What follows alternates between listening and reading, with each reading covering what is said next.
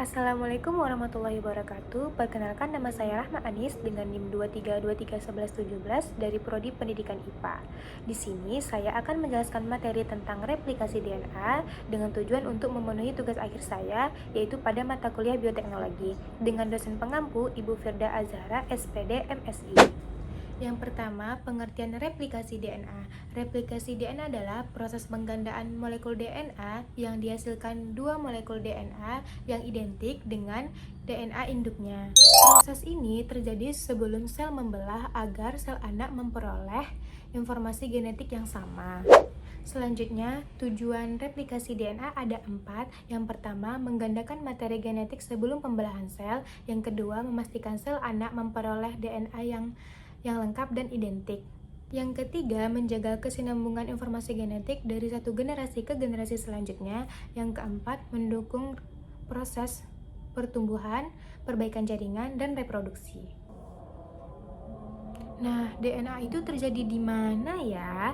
DNA itu terjadi di sel eukariotik atau pada manusia, hewan, tumbuhan yang terjadi di inti sel nukleus pada fase S sintesis, yaitu dalam siklus sel.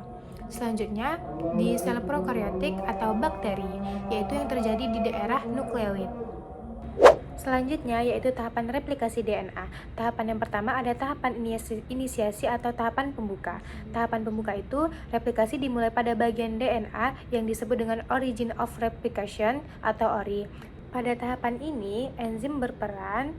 Yang pertama ada enzim helikase. Enzim helikase itu berfungsi sebagai yang pertama membuka heliks ganda DNA. Yang kedua memutuskan ikatan hidrogen antar pasangan basa. Yang ketiga ada replikasi fork atau garpu replikasi. Yang kedua ada topoimerase atau DNA girase pada bakteri.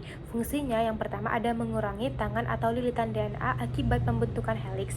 Yang kedua mencegah DNA menjadi kusut.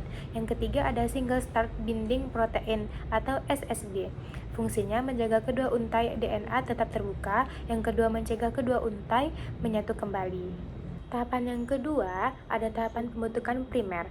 Tahapan pembentukan primer ini DNA polimerase belum dapat memulai sintesis DNA secara langsung. Karena itu diperlukan RNA primer. Enzimnya yaitu enzim primase, fungsinya mensintesiskan RNA primer sebagai titik awal pembentukan DNA baru. Nah, selanjutnya itu tahapan yang ketiga. Tahapan yang ketiga itu ada tahapan elongasi, yaitu pemanjangan DNA. Tahapan ini merupakan proses pembentukan untaian DNA baru.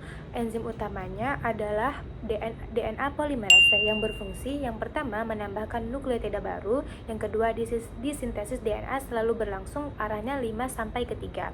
Karena arah kedua untaian ini berbeda, maka berbentuk leading start dan lagging start.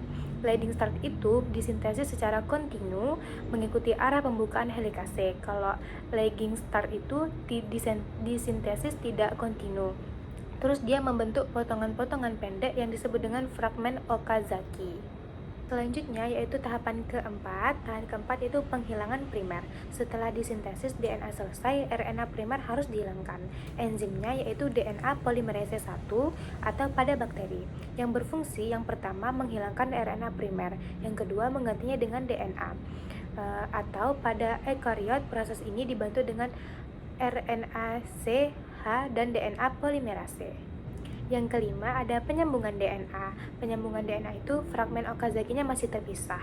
Enzimnya yaitu DNA ligase yang berfungsi yang pertama menyambungkan fragmen Okazaki, yang kedua membentuk ikatan fosfodiester sehingga DNA menjadi utuh. Yang keenam yaitu proofreading atau perbaikan kesalahan. Selama disintesis DNA terkadang terjadi kesalahan pada pemasangan basa. Enzimnya yaitu DNA polimerase. Fungsinya yang pertama memeriksa kembali DNA yang baru terbentuk. Yang kedua ada menghapus nukleotida yang salah. Yang ketiga ada menggantinya dengan nukleotida yang benar. Tahap ini membuat replikasi DNA tingkat ketelitiannya yang sangat tinggi. Kesimpulannya, replikasi DNA merupakan proses penggandaan materi genetik yang terjadi pada fase S sebelum pembelahan sel. Proses ini dimulai dengan pembukaan heliks DNA dilanjutkan dengan pembentukan primer, pemanjangan DNA, penggandaan primer, penyambungan fragmen Okazaki, hingga pemeriksaan kesalahan. Berbagai enzim seperti helikase, T polimerase, SSB, primase, DNA polimerase, dan DNA ligase bekerja secara terkoordinasi sehingga dihasilkan dua molekul DNA yang identik. Terima kasih atas perhatiannya. Mohon maaf jika ada kesalahan dalam penyampaian. Saya akhiri. Wassalamualaikum warahmatullahi wabarakatuh.